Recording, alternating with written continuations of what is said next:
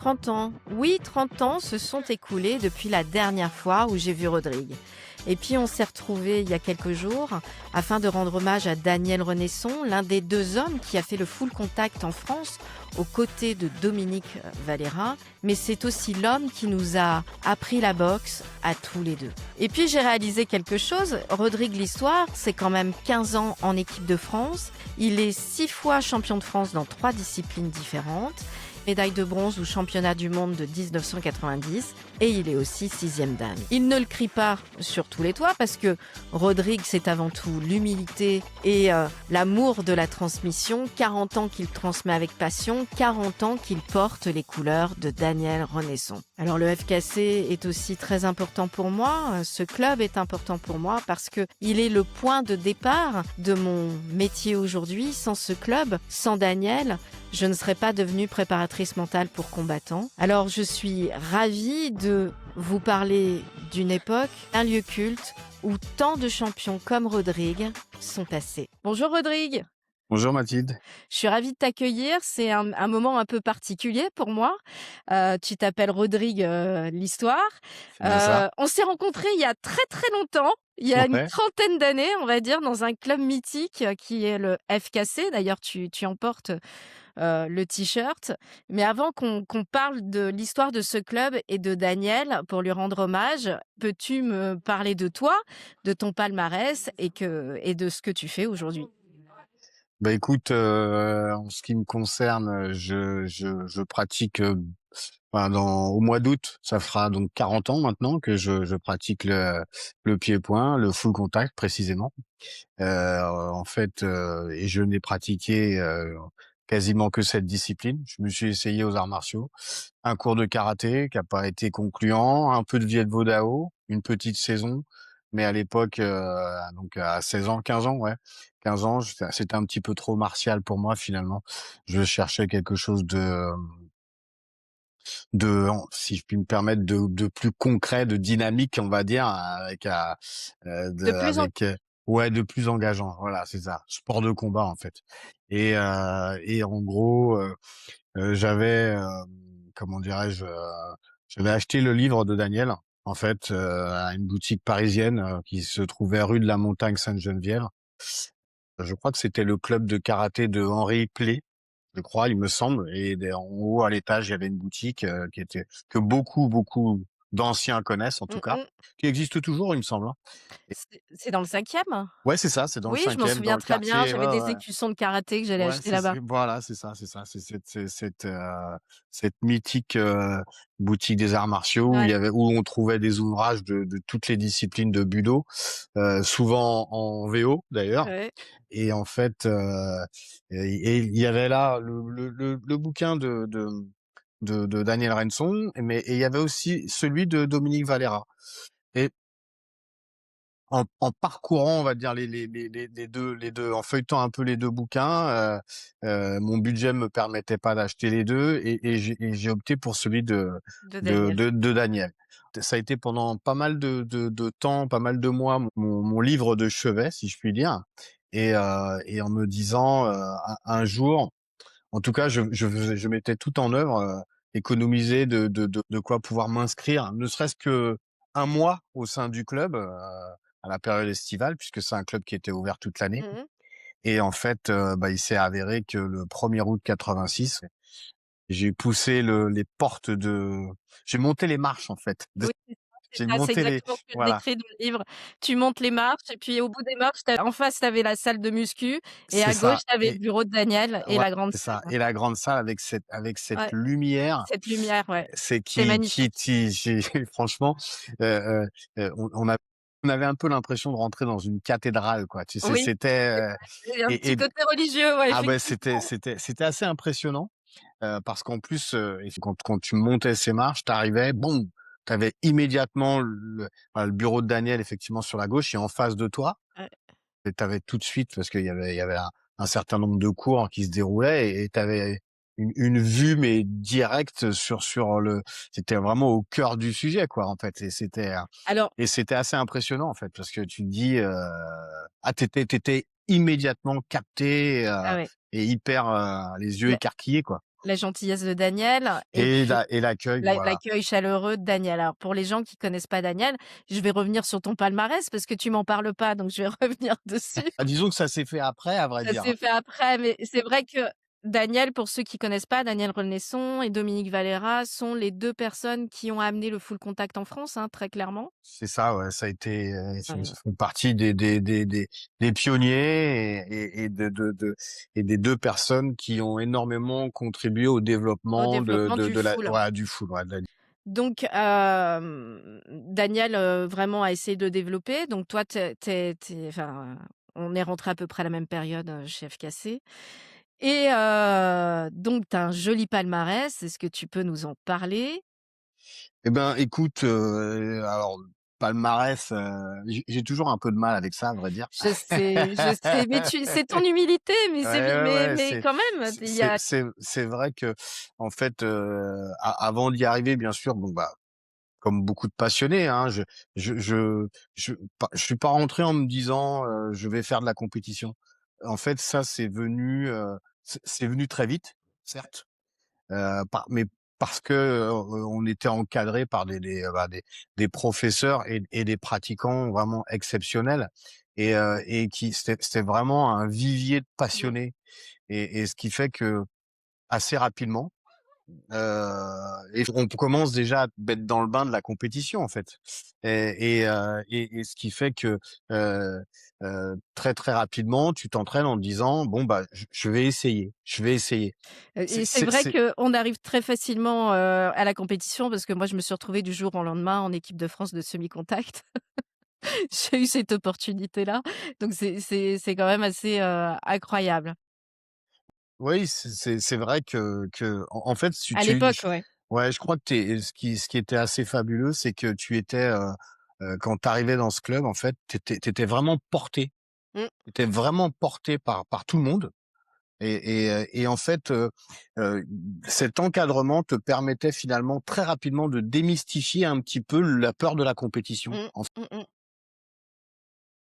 Parce qu'au début, en fait, tu vas pas chercher un résultat. En fait, tout le monde on te met en Mmh, confiance, et on t'explique que tu vas pas forcément gagner. Mais par contre, tout ce que ça va t'apporter, mmh. là, c'est énorme et en fait, avec le recul, déjà rien que le fait de le faire, tu as gagné, en fait. Bah, oui. Moi, c'est ma vision. Aujourd'hui, en tant qu'instructeur, en tant que coach, c'est les valeurs que je véhicule. Quelqu'un qui se lance dans la compétition, c'est déjà une grande victoire Mmh et mh. tous les pratiquants, enfin, heu, les bons, si je puis dire, ceux qui ont l'état d'esprit, c'est ce qu'ils retiennent. C'est quand tu rentres sur une aire de combat, dans un ring, peu importe, c'est déjà une victoire, une grande victoire de Et l'avoir toi, fait. et justement, je rebondis là-dessus parce que tu en as eu pas mal des victoires. Tu as Oui, été, 6 fois champion de France en full contact, oui, en de full, 6 fois en champion de France de full light, le c'est et ça? de spi contact, ouais. Et de semi-contact. C'est ça. C'est Donc exactement c'est ça. chouette. En fait, ça s'est fait tout seul, hein, en fait, hein, à vrai dire, hein. Ah mais il Ça y a a pas que jamais ça, été j'oubliais, pardon Rodrigue, il y a pas que ça. Tu as été, médaillé de bronze aux championnats du monde aussi? oui, en 90, puisque j'ai été sélectionné, pour mes premiers championnats du monde en 90 à Venise, et à lesquels, voilà, j'ai participé en semi et en light et voilà, j'ai eu ce prestigieux sésame en light, donc voilà, encadré avec un certain nombre de noms, assez exceptionnels de l'époque Ouais. et ça a été ouais une grande fierté déjà, ne serait-ce que de porter les couleurs de mon pays et j'étais le plus jeune combattant. J'étais le plus jeune combattant. Pour ne rien te cacher, j'étais même pas encore ceinture noire. J'étais je n'étais encore que ceinture marron. D'accord. Donc Oui, parce heu, qu'aujourd'hui donc tu es donc 6e dan quand même. voilà, c'est ça, voilà, tout à fait. Ouais, ça s'est fait, ça s'est fait gentil doucement, sûrement, gentiment, Le semi-contact, donc c'est un sport de touche, un contact, un point et c'est ça. je me souviens plus en combien de manches, en 3 points je crois ça se faisait, hein? C'est ça, le point fighting et c'est une discipline, qui est très spectaculaire, hein. Daniel l'a nommé, l'escrime pied-point, en fait. Ouais, ouais. Non, mais C'était c'est un peu exactement ça. C'est vraiment le même principe que les streams, ouais. Je suis ouais, d'accord avec c'est toi. exactement ça. Nous, on a eu, enfin, on a toujours beaucoup de mal en France avec cette discipline et sincèrement, on est les seuls, hein. Mmh Faut être très honnête, hein, on est les seuls. Donc à la période où Daniel était entraîneur de l'équipe de France, et qui s'occupait du développement, il s'est beaucoup investi, hein, dans cette discipline, avec un nombre incalculable de stages, de formations, de compétitions mh. internationales. Il y a eu beaucoup de choses qu'il a organisées. Euh, mais voilà, peut-être un manque de moyens, manque de compréhension, manque de Mmh. lecture, on va dire, de cette discipline. Après, c'est vrai il y a aussi un petit problème d'assimilation avec le karaté, en fait. Ouais, Oui, parce que moi, je c'était me souviens, on n'avait pas vraiment, une garde de boxe, hein, quand on faisait du non, full non, non, contact, on non, non, avait plutôt non. une garde de karaté. Bah, mais en fait, c'était surtout, c'était la formule de combat, comme en soi, comme c'était le premier qui touche. Mmh, Tu te devais d'avoir un peu une attitude de mmh, provocatrice mmh. quelque part. Tu cherchais un peu le contact, donc tu avais tendance à avoir les mains basses pour tenter l'autre bah, finalement de Y baisser aller, la garde. Voilà, bien d'y sûr. aller et puis essayer de le contrer, de le percuter, voilà. Moi, c'est quelque chose qui m'a énormément plu, hein. J'en ai beaucoup, vraiment beaucoup pratiqué, hein. J'ai vraiment fait la promotion de ce sport Mmh. avec des gens comme Jean-Luc Kitoko, Félix Roman, enfin toute la clique, hein, en fait, hein, tous ceux de cette génération, parce que en fait, au club, comme on pratiquait les deux disciplines, voire les trois, donc en fait, il nous arrivait régulièrement de nous engager dans des tournois et de Mmh. faire que ça soit du semi, du light et du full. Tout dépend comment ça s'organisait, mais souvent on touchait aux 3 d'ailleurs et tout le monde touchait aux 3 en fait, hein. Ouais, alors moi, j'ai pas fait le light, j'ai fait full et semi, mais j'ai pas fait le light, mais c'est vrai qu'on était vraiment incités, à à tout tester, en fait. C'est ça et puis de toute façon ça c'était, la réflexion c'était un combat de plus, une Ouais, expérience de plus. Donc peu importe le flacon du moment qu'il y a l'ivresse. exactement. Non C'était un peu ça. et puis ce qui était génial, je trouve, dans ce club, c'est qu'on pouvait côtoyer des champions. Il y a des champions qui venaient et Ah ça, pas que des champions. c'était exactement Il y ça, a ouais, c'est vrai. une petite anecdote dont j'aimerais bien qu'on parle après. Mais non, on va en parler maintenant, on va en parler maintenant. Donc au club, on avait pas mal de champions, on donnera les noms tout à l'heure, mais il y a un autre, style de champion qui est arrivé un jour au club, qui a fait un film d'ailleurs qui s'appelle Full Contact. Est-ce que tu peux Jean-Claude Van Van Damme. Damme, donc qui est une légende quand même, Bien qui a sûr, bien donné sûr. envie à je ne sais combien de gamins, et moi la première, de faire du full contact. Ouais, ça a été vraiment, c'est notamment le film, c'est même pas Full Contact, c'est Bloodsport Ouais, est sorti avant Full Contact exact. et c'est vrai que ce film, il a été, après en fait, Bruce Lee et Chuck Norris, je pense que ça a été le Et Van film Damme. Oui, sur ouais, les ouais, sur les arts martiaux c'est clair. qui a été, qui est mondialement connu, hein. Il faut savoir, j'ai une petite anecdote à ce propos. J'ai connu quelqu'un. Faut savoir que les films de Van Damme en Russie, tu vois, c'était vraiment une star. Et j'ai des amis qui sont donc russes et qui regardaient le film sous le manteau. C'est-à-dire que pour voir un film de Jean-Claude Van Damme, c'était de la contrebande, quoi. C'est énorme. Tu prenais un risque, c'était puni par la loi parce que bon bah c'est film américain, Bien Van sûr. Damme, voilà la rivalité soviétique américaine, voilà, elle se La retrouvait même légende. là-dedans, la légende, voilà et en fait les gars me disaient, ils me disaient tu sais nous Van Damme pour voir ces films, je veux dire on regardait ça mais comme si on était dans des abris atomiques cachés, C'est c'était énorme. quelque chose énorme quoi. Comme quoi c'était vraiment ça a été un phénomène. Ça a été un phénomène. Et comment ça se fait que Jean-Claude Van Damme soit arrivé chez Daniel Renesson, chez FKC, pour la sortie de la promotion du film Full Contact, en fait, de passage à Paris. Et là, je pense qu'il cherchait un endroit pour s'entraîner. Et puis, je pense que Daniel avait quelques contacts, notamment avec sa sécurité rapprochée. Au club, il y avait énormément de gens qui faisaient de la protection Protection. rapprochée, des fonctionnaires de police, qui s'entraînaient au club. Parce qu'à l'époque, il y avait pas tant de clubs que ça.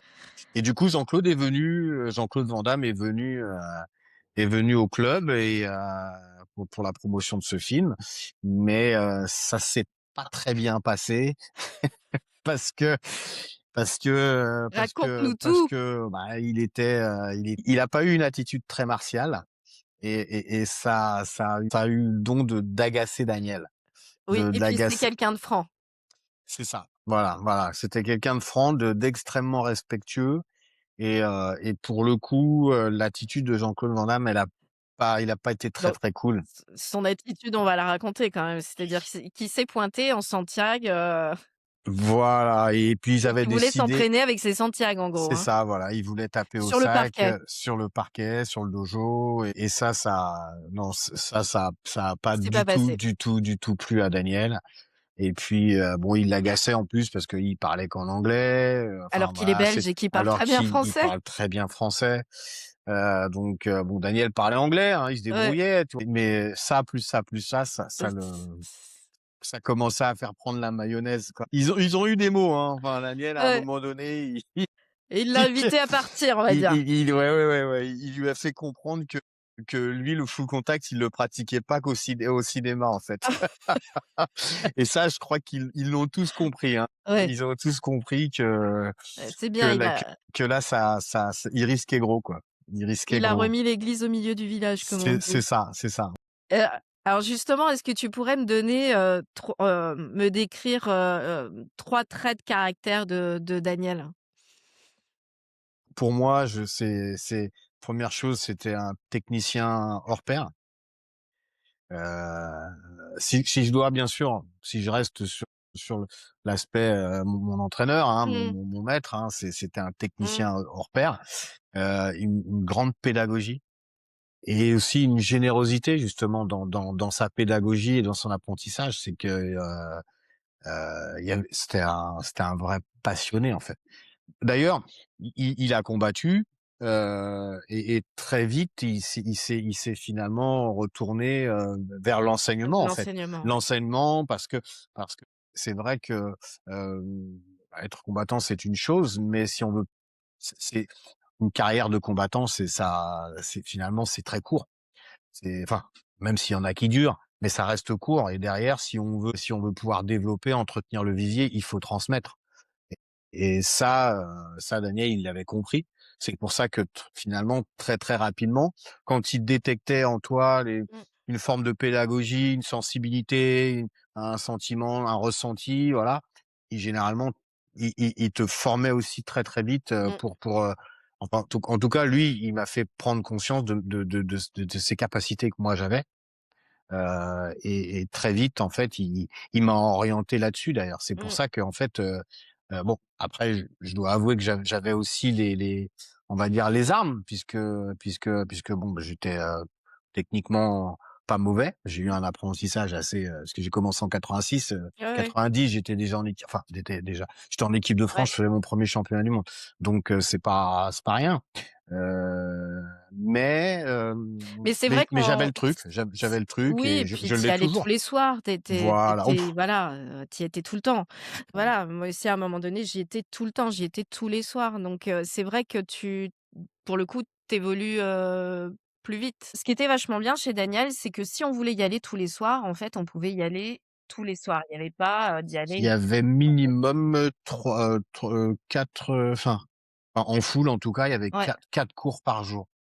Il y avait 2 jours, les fameux cours de Daniel, les cours où en fait, pour y participer, compte tenu du niveau, il fallait être minimum ceinture orange ou verte, je crois. ouais, Et en gros, ce cours, tu n'y avais accès que quand Daniel voilà, il t'invitait à y aller, ouais.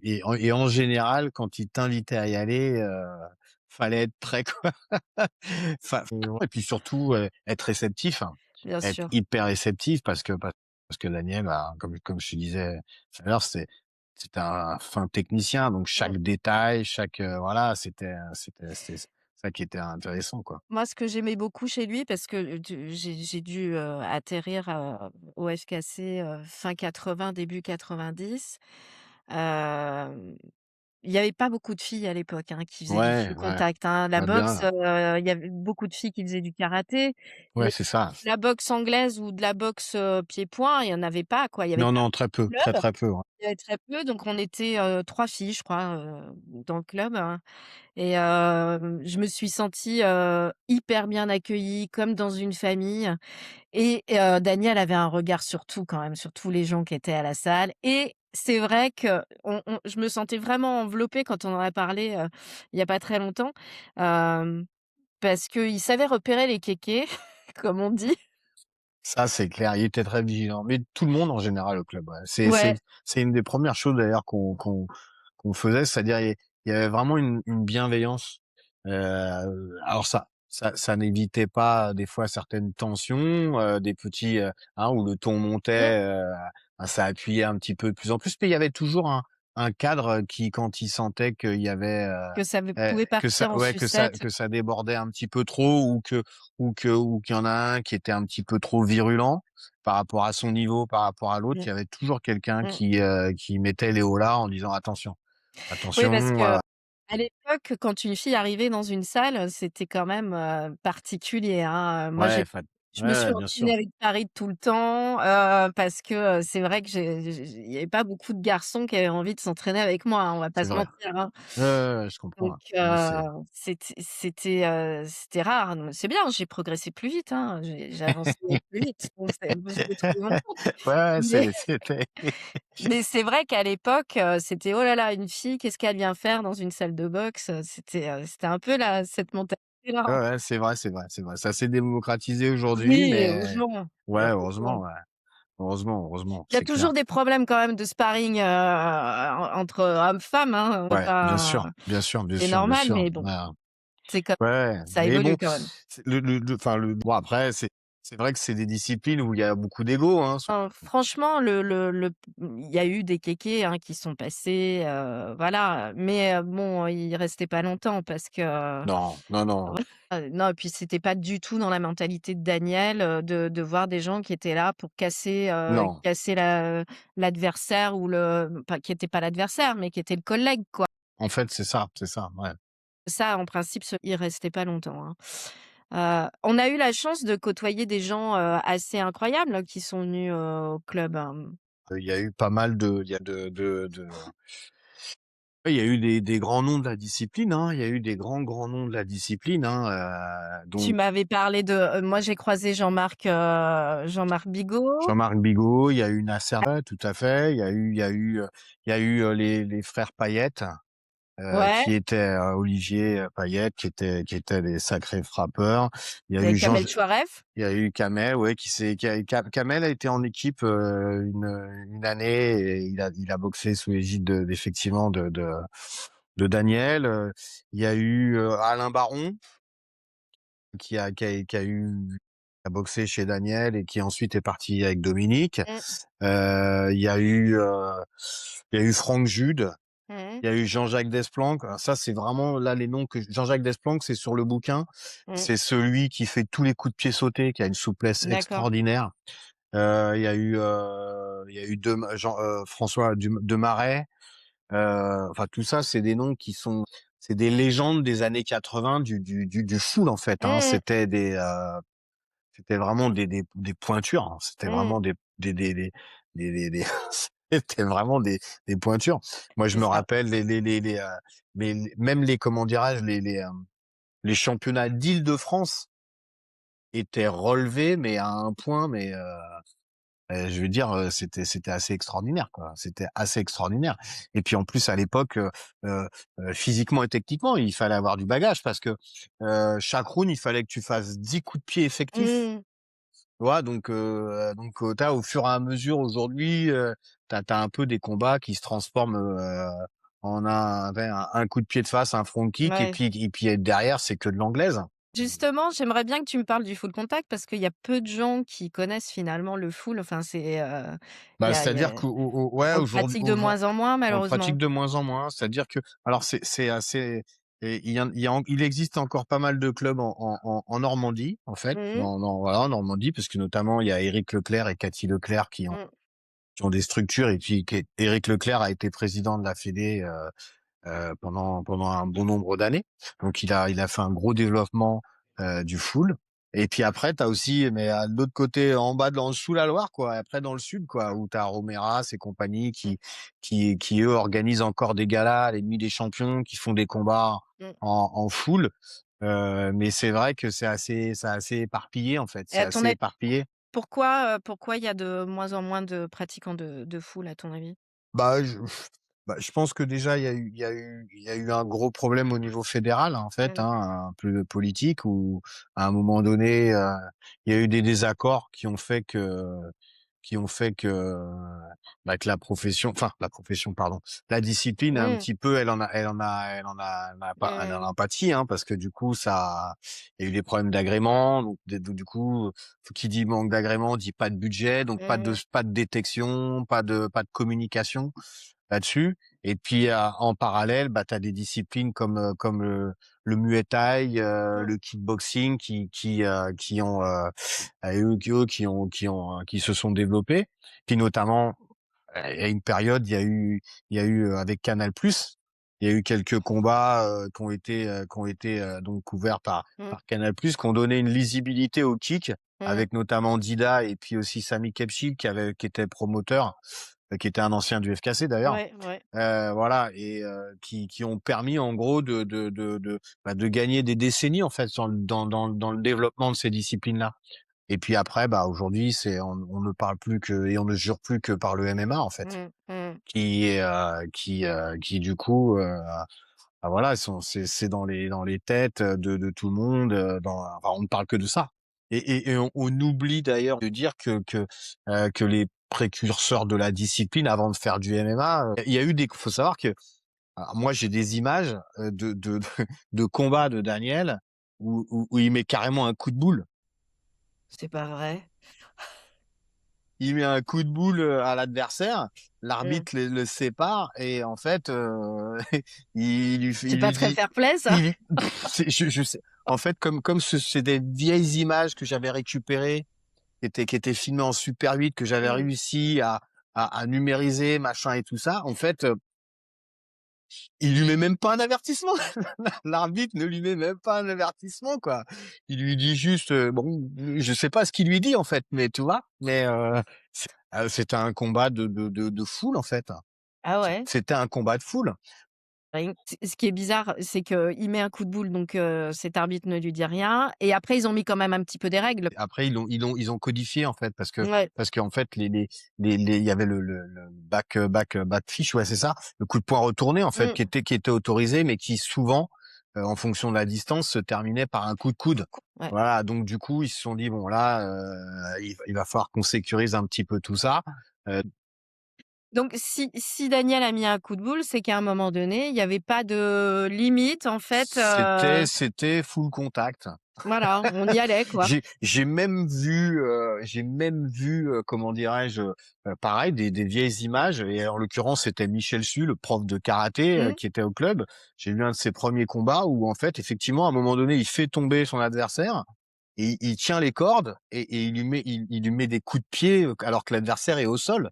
Ah Donc il lui ouais. met trois quatre coups de pied avant que l'arbitre le sépare, mais sans avertissement, hein. Mmh. C'était c'était déjà, Ouais, en c'était quelque chaud quoi. sorte une forme de MMA, Ah, moi j'ai choisi mais le full parce que je voulais un truc qui fight, vraiment, tu vois? Et c'est pour ça que je suis arrivée au full. Le karaté, je m'y retrouvais pas, tu vois? moi c'est pareil, hein, je me suis dit: «Non, c'est ça, ça manque de contact, ça manque d'engagement». C'est ça. Enfin, c'était le ressenti du Oui, début. oui, du début, après ça change. Après ça Mais change, ouais. C'est-à-dire qu'après on se rend compte qu'en fait, finalement, ça demande, une maîtrise, une bah, une grande maîtrise. surtout dans le semi-contact en fait. Voilà, C'est ça vraiment demande une une touche, certaine ouais, donc tout à fait. techniquement Moi, je c'était trouve ça incroyable. je trouve ça plus dur. Quand je parle de plus dur, Mmh, justement dans la pratique, dans la maîtrise, c'est hyper complexe. mmh. C'est hyper complexe. On est, pour moi, tu es sur le fil du rasoir. 6 fois, donc champion de France, que ça soit en full contact, en full light, ou en semi-contact. 15 ans en équipe de France. Comment on construit ça dans ce contexte-là, à l'époque? Alors, ben, à l'époque, tu vois, bah, amateur. Donc pareil, hein, petite anecdote, hein, moi je fais ma première sélection, mais il y a pas de budget. Donc en fait, l'équipe de France me fournit le matériel qu'on doit rendre à la fin de la compétition parce que c'était, mais je paye mon voyage, Ouais. je paye mon voyage. Donc on part en autocar, Ah oui, bah, les autocars. les autocars. Ah, quel souvenir! C'est-à-dire que c'est des c'est juste, attends, Bah, tu c'est arrives, tu hallucinant. fracassé, hein, tu pas dormi de la nuit, hein? Et voilà, tu vois? Écoute, le dernier championnat du monde auquel j'ai participé, bon, j'avais déjà arrêté, hein, en fait, la compétition, mais Daniel, c'est Paris qui organisait, donc c'était à Levallois. C'était en 2006 et Daniel me dit, voilà, on lui confie un petit peu la sélection. Je crois qu'il y avait Dominique aussi, ils étaient plusieurs sur le coup. Et là, il se dit, on est le pays organisateur, il faut qu'on présente une équipe potable, quoi. Mais du coup, il s'est dit, bon bah, c'est dans les vieilles marmites qu'on fait les meilleurs plats, donc il est allé chercher quelques anciens en leur disant: «Attendez les gars, il a fait un mixte, hein. Il y a Mmh. quelques jeunes, mais il y a quelques anciens qui étaient là, dont quelques cadres dont je faisais partie et en disant: «Voilà, faut accompagner la nouvelle génération, mais il faut apporter votre expérience, machin, tout ça». Donc on a fait quelques stages qu'on a fait à l'INSEP et tout ça et je me rappelle une petite anecdote encore, c'est que je rencontre là-bas donc les jeunes, la jeune promotion. Et dans la jeune promotion, il y avait le fils de Cathy et Éric Leclerc, Dieter Leclerc, Mmh. qui faisait partie des sélectionnés. Donc lui en foule, parce qu'il avait à l'époque 18 ou 20 ans. C'était vraiment ses premières sélections. Et je lui dis, on était à l'INSEP, on se rencontre, on se salue, et je lui dis, tu sais, j'ai combattu en équipe de France avec ta mère en 90. Ta mère était une sacrée combattante, quoi. Mmh. Cathy, tu parles de mes titres, mais Cathy, j'ai pas assez de doigts pour les compter. Le nombre de fois où je crois qu'elle a dû être 14 ou 15 fois championne de France en foule. Puis c'était une combattante extraordinaire, quoi, Ouais. qui était vraiment extraordinaire. Dur au mal, un mental mais extraordinaire, quoi. Mmh. Et son fils me dit, et je lui dis en 90, donc je lui parle de ça, Ouais, machin et tout, et il me regarde, il me dit, mais Rodrigue, et moi en 90, j'avais 1 an. ouais, c'est ça, bah, Tu vois, et c'est là que tu prends conscience, tu dis: «Ah merde, ça commence à faire, ça commence à faire ça vieux et commence à c'est dater, en il fait. il est il est peut-être vraiment temps que je laisse la place». Et voilà, quoi. Mais bon, on l'a fait, on a essayé de représenter la nation du mieux possible et ça s'est fait. Bon, moi, ça s'est arrêté en quart de finale. Mais j'en garde un super souvenir parce que c'était un petit peu un peu une passation, quoi. Un peu une Mmh. passation de témoin avec la nouvelle génération qui était très prometteuse, hein, qui était Mmh. encore maintenant, hein, je sais que c'est Jean-Luc Kitoko qui est le sélectionneur, donc pareil, un ancien de l'équipe de France et un ancien du club, hein, Jean-Luc et Francis Kitoko, mais surtout Jean-Luc qui lui a fait partie de l'encadrement. Et aujourd'hui, un peu de loin parce que, mais je vois les résultats de l'équipe et souvent ils ont pas mal de résultats. Mmh Ils mh. ont pas mal de résultats, mais beaucoup en kick, beaucoup plus en Super. kick. Ouais, beaucoup plus en kick qu'en full. Le full, ça devient, Bah, il c'est y de en a de moins moins en en moins, moins, ouais, voilà. c'est de moins en moins pratiqué malheureusement. Toi, c'est quand même une grande histoire parce que tu es arrivé super jeune de chez FKC, tu as fait tes armes là-bas et puis il y a une 40 ans, histoire et voilà, tu as une histoire, d'amitié avec Daniel, incroyable c'est jusqu'au vrai. moment où tu as été son partenaire, en fait, son bras droit, on va dire, Ouais, avec ouais, ouais, ouais, tout par à la fait. suite. Bah, déjà encore à Nazareth, quand on était encore à Mmh. Nazareth, il y a eu un moment où, Daniel, il s'est un petit peu diversifié et là, du coup, il m'a confié, en fait, les créneaux, des compétiteurs. Voilà, les cours du mardi, du jeudi. Heu, donc donc voilà, là, j'ai commencé un petit peu effectivement à de plus en plus à prendre sa place, passer dans les professeurs attitrés du club et voilà, ceux qui préparaient un petit peu les compétiteurs et tout. Et du coup, tu as Et formé des puis milliers de pratiquants? ouais, un bon paquet, ouais. Je dois avouer quand on en parle comme ça avec le recul, ouais, ouais, effectivement.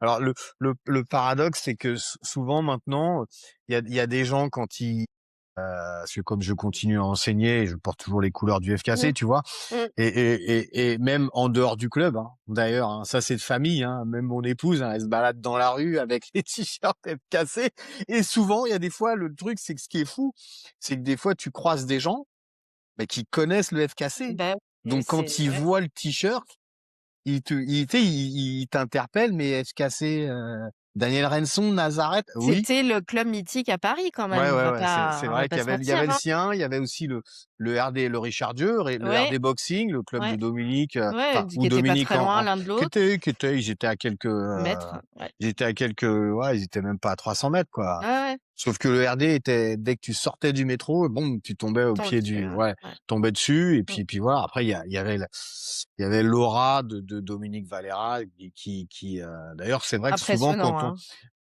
après, il faut rendre à César ce qui appartient à César. C'est vrai que Dominique, c'était un combattant et un repère extraordinaire, hein. Mmh. Daniel le disait, hein, il a toujours parlé de lui en disant que c'était un combattant extraordinaire. Et il continue à faire des stages? Parce que je sais pas quel Absolument. âge a Dominique Valera, mais Et Dominique, il doit avoir soit ouais, à peu près, ouais, il doit être dans les 77 ans, je crois, ouais, quelque oh chose c'est comme ça, ça, ouais. hein, ouais, il Ouais, doit tout être à pas fait. loin des 80, ouais. Et il continue de Et il promouvoir le continue. foot, ouais, au sein de la fédération de, voilà. Et bien, hein, les gens sont toujours, il a toujours autant d'efficacité avec ses jambes, il est toujours aussi souple, toujours, Bah, il voilà. s'est jamais arrêté. Non, il s'est jamais arrêté. Il s'est jamais arrêté. Alors que moi, Voilà. aujourd'hui, tu me demandes de faire un petit mawashi guerrier, à la hauteur de tête, je te dis: non, Ouais, merci, bon, je vais repasser». moi j'y arrive, mais quand j'y arrive, je me surprends moi-même. Ah, c'est normal, hein, on vieillit, quoi. Donc après, voilà, pour mes Super, 50 ans, donc il y a 5 ans maintenant. ouais. Et j'avais participé aux internationaux, je crois, qui étaient organisés par la fédération de karaté. Et je m'étais préparé, justement. J'avais quelques mois de préparation en me disant, allez, une petite dernière. C'était aussi l'occasion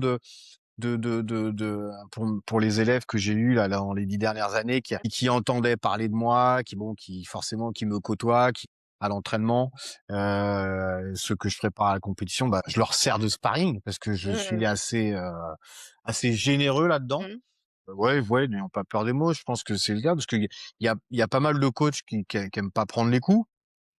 Enfin, personne n'aime prendre les coups, c'est vrai qu'il y a pas mal de coachs qui aiment pas que tu les titilles, hein. Daniel en faisait partie, hein. Mmh. Et, Ah, il avait du caractère, il hein? avait du caractère, hein, quand tu faisais, même si c'était accidentel, tu pouvais être sûr que derrière, tu ramassais un peu, Oui. hein, quand même, hein. Mmh. Tu ramassais un peu, hein. C'est clair Gentiment, que, mais sûrement. ouais, gentiment, mais sûrement. Il te faisait comprendre que même si tu étais plus frais que lui par ton jeune âge, tu te devais de respecter. Exactement. Et voilà. Et du coup, ouais, je me suis préparé, puis j'ai participé à ce petit tournoi. Ça m'a fait plaisir. J'ai fait une troisième place. Ouais, j'aurais aimé faire une finale. Bon, je vais être très honnête, la décision a été très controversée puisque même les instances fédérales m'ont présenté leurs excuses Ouais.